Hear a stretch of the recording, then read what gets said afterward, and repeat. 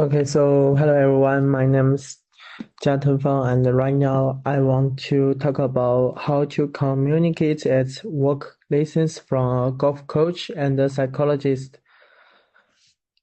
So first, introduction. Okay, so who am I interviewing? I want to interview with my two teacher. The first one is a golf coach. It's called Lee, and because I usually like playing golf very much, so the first one I choose to ask was my coach. And Coach Lee has 5 years of experience in teaching golf. And Mike is a psychologist, and because I want to be a psychologist in the future, so I choose to.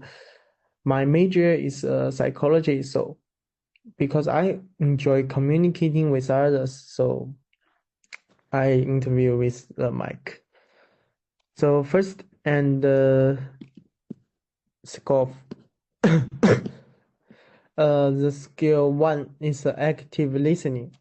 So when coaching golfs, I need to attentively listen to what they are saying about their swing, their concerns, or how they are feeling on the course. For example, if a golfer mentions that they feel their club face isn't secure as impact, by listening carefully, I can better understand the roots of the problem and provide targeted advice. This is crucial because it shows that I value their input and helps me tailor my coaching to their specific needs. So without active listening, I might miss important cues and offer ineffective guidance. So the second one I want to stay, say is defensive communication is significant. So uh, so in golf coaching, communication can occur when a golfer feels criticized or attacked regarding their game. For example, if I am too harsh in my feedback about golf's inconsistent drivers, they might become defensive. They could start making excuses or shutting down, which is counterproductive to their learning process. So, as a coach, it is my responsibility to be aware of this. I need to deliver feedback in a way that doesn't put the golf on the defensive. Instead of saying your driver are all over the place and you are not listening to my advice, I could say, I notice your drives have been a bit off lately. Let's work together to figure out how we can get them more consistent. I'm sure we can find solution. So focusing on problem solving instead of blame, this keeps communication open. Second, I talk about the mic. I ask him, so do you have some skill about communicating with others because because he's a psychologist and he needs to talk his guys, so flexibility is also important. Flexibility communication is important. Each client is unique with different communication styles and needs. Right, so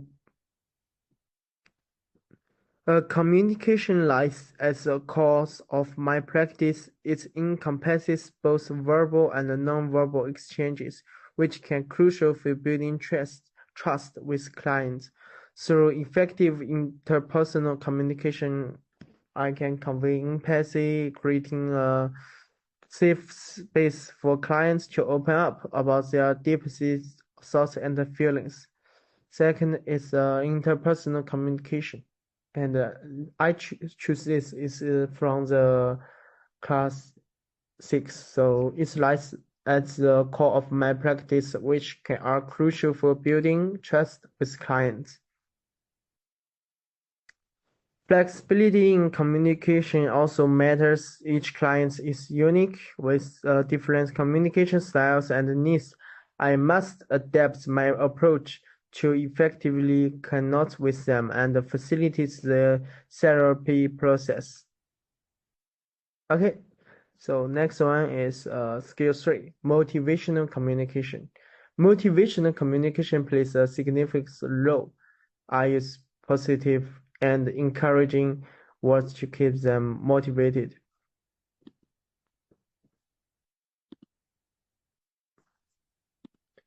So,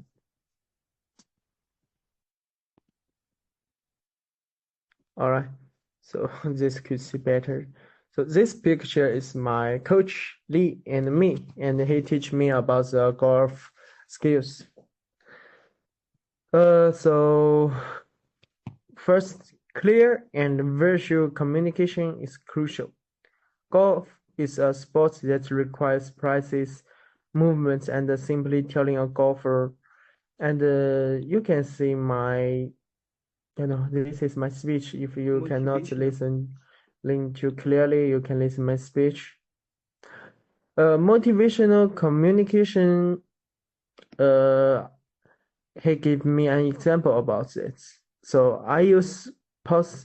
So I've seen your progress and I know you are on the verge of a breakthrough. This kind of communication boosts their confidence and helps them stay focused on improvements. The second one is benevolence deception. So has its unity.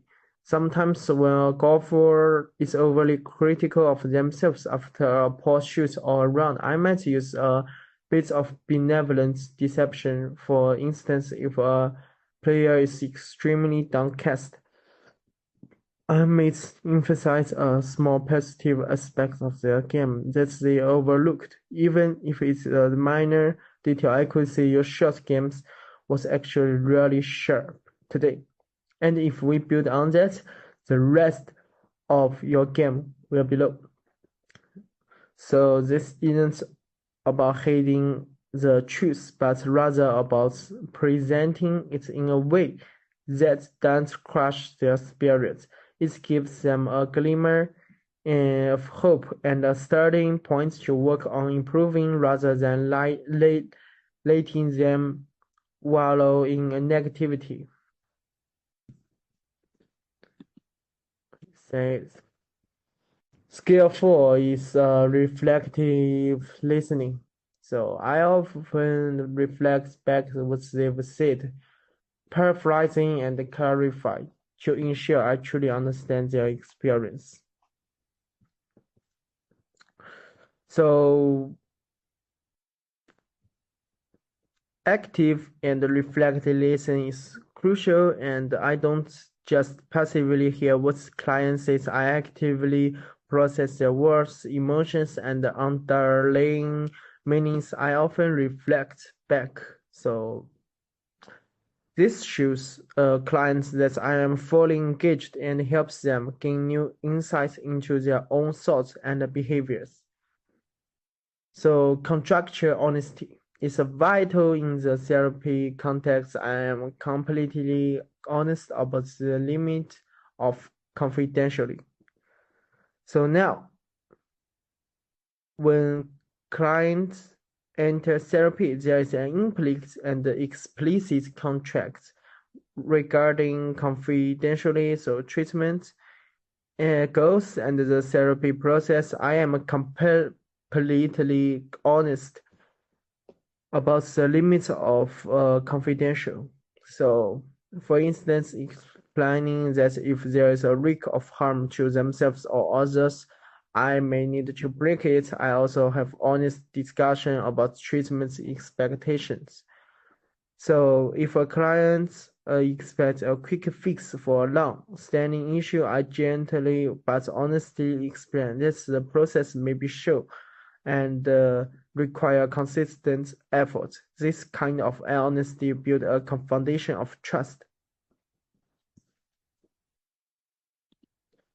So the last one is empathy. By showing empathy, I create a supportive, and safe learning environments where golfers feel comfortable. All right. So the consensual quadrant comes into a play when I am setting goals and expectation with golfers. This involves reaching a mutual understanding and agreement on what we are aiming to achieve. For example, we will discuss their long-term aspirations, like improving their handicap by a certain number of strokes and breaks it down into short-term attainable goals by involving their golf in the process and ensuring we are both on the same page. We create a shared sense of purpose. This consensual uh, approach not only increases the golf motivation but also helps my structure coaching sessions in a way that aligns with their desires and capabilities. Okay, so what I learned. First, different approach for different ages. You need to make tailored communication. Second, the importance of empathy to build trust and offer support. You need to support them that they can improve their skills. So the last one is the honesty and positive feedback are indispensable. Coaches use kind strategies to motivate trainers and psychologists adhere to contractual integrity, all laying the foundation for establishing solid professional relationship. That's all. Thank you. This is my references, so you can look it. So thanks for watching, and I will keep better. Thank you.